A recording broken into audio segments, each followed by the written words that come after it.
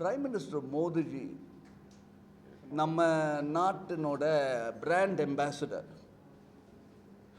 இன்றைக்கி நான் அமெரிக்காவில் 25 வருஷமாக இருந்திருக்கேன். அந்த நான் ஒரு இந்தியனுங்கிறது கொஞ்சம் பெருமையாக சொல்ல முடிஞ்சது பிரைம் மினிஸ்டர் மோடிஜினால தான். அப்போது அவர் பிராண்ட் அம்பாசிடர்னா ஒரு பக்கம் நம்ம நாட்டில் எல்லாத்தையுமே தூக்குனார். ஆனால்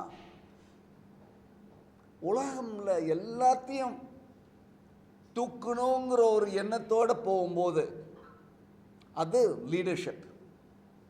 அதே மாதிரி எவ்வளோ பெரிய ஒரு சங்கடமான ஒரு World War III நம்ம அவாய்ட் பண்ணோம். ஆப்ரேஷன் சிந்தூரில் அதெல்லாம் பெரிய காரியம். அது எப்போ நம்ம ஜெயிச்சிட்டு இருக்கோமோ, அந்த நாடு பாகிஸ்தான் நாடு எத்தனை பிளேனை டிஸ்ட்ராய் பண்ணாங்க, எத்தனை பேரில் கொலை பண்ணாங்க, பற்றி இருக்கிற நேரத்தில் பிரைம் மினிஸ்டர் மோடிஜி ஒரு வார்த்தை அதை பற்றியே பேசல. எத்தனை அவங்க பிளேன் எவ்வளோ டிஸ்ட்ராய் பண்ணாங்கன்னு கூட சொல்லலை. எதனாலனா அந்த ஈகோ வாரை அவாய்ட் பண்ணார். எதுக்காக வேண்டிய ஈகோ வாரை அவாய்ட் பண்ணார்? எதுக்குன்னா சண்டையை நிப்பாட்டணும், சீஸ் ஃபயர். அந்த சண்டை யாருக்குமே நல்லது கிடையாது அப்படின்னு. அப்போ அந்த அமைதிங்கிறதுக்கு ஒரு ப்ரைஸ் இருக்குது. அந்த ப்ரைஸை நம்ம இந்தியா பே பண்ணோம். ஆனால் என்ன பார்க்க வேண்டியது இருக்குன்னா, அவ்வளோ ஒரு முக்கியமான ஒரு ஸ்டெப்பை எடுத்துட்டு நம்ம சீஸ் ஃபயர்னு போயிட்டு போரை நிப்பாட்டிட்டு அதை ஒரு ஈகோ இல்லாமல் நம்ம அந்த போரை விட்டு நடந்து அமைதிக்கு வந்தோம். இந்த மாதிரி இது ஒரு செயல்.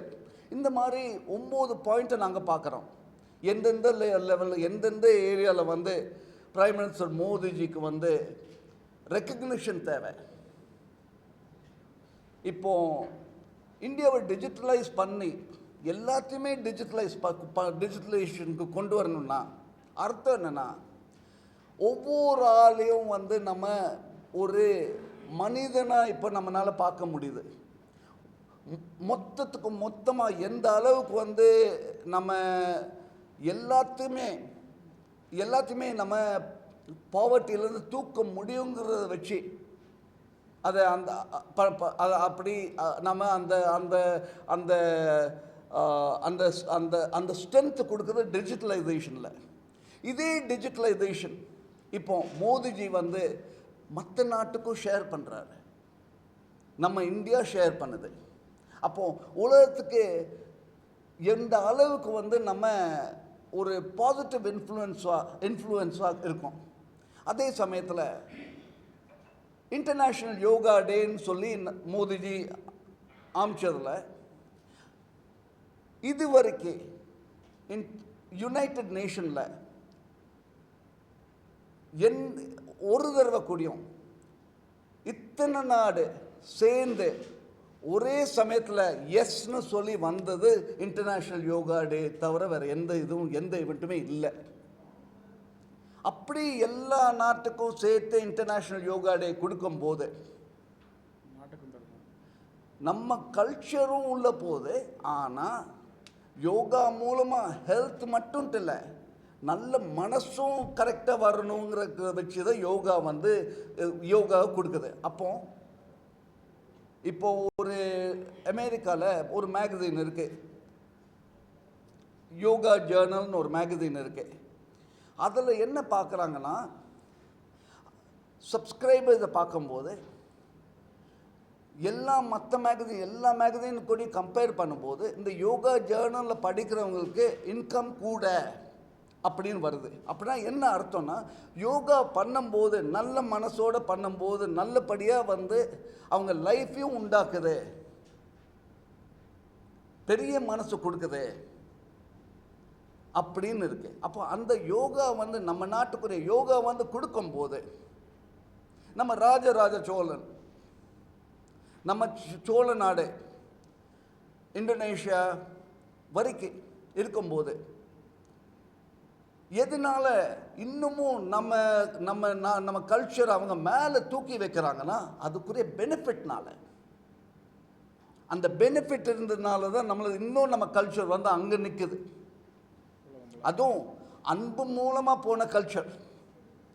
இது இப்போ நம்ம யோகா மூலமாக நம்ம பண்ணுறோம். அப்போது இன்டர்நேஷ்னல் யோகா டேங்கிறது வந்து ஒரு ஸ்டெப்பு. யோகா எதுக்கு பண்ணுறோம்? நம்ம கான்ஷியஸ்னஸை கூட்டுருக்கு, நம்ம கான்ஷியஸ்னஸை எக்ஸ்பேண்ட் பண்ணுறக்கு. அப்போது டெக்ளரேஷன் ஆஃப் கான்ஷியஸ்னஸ்ங்கிறது இன்டர்நேஷ்னல் யோகாவுக்கு அடுத்த ஸ்டெப்பு. டெக்ளரேஷன் ஆஃப் கான்ஷியஸ்னஸ்ங்கிறது வந்து இப்போது அமெரிக்காவில் டெக்ளரேஷன் ஆஃப் இண்டிபெண்டன்ஸில் இருக்குது. That is freedom for a nation. Declaration of கான்ஷியஸ்னஸ்ங்கிறது வந்து இன்ட்ரின்சிக் இன்ஹெரண்ட் ரைட், எல்லா மக்களுக்கும் உலகம் முழுவதும். இதுதான் டெக்ளரேஷன் ஆஃப் கான்ஷியஸ்னஸ். இதில் வந்து நம்ம நோபல் பீஸ் ப்ரைஸ்னு சொல்லும்போது பீஸுங்கிற வார்த்தை கான்ஷியஸ்னஸ்னால தான் நடக்கும், வரும், இருக்கும். கான்ஷியஸ்னஸ் இல்லைன்னா அந்த வார்த்தை பீஸுக்கே இடமே கிடையாது. அதனால தான் இந்த டெக்ளரேஷன் ஆஃப் கான்ஷியஸ்னஸ்ங்கிறது வந்து பிரைம் மினிஸ்டர் மோடிஜியை நொபேல் பீஸ் ப்ரைஸ்க்கு நாங்கள் ரெக்கமெண்ட் பண்ணுறோம்.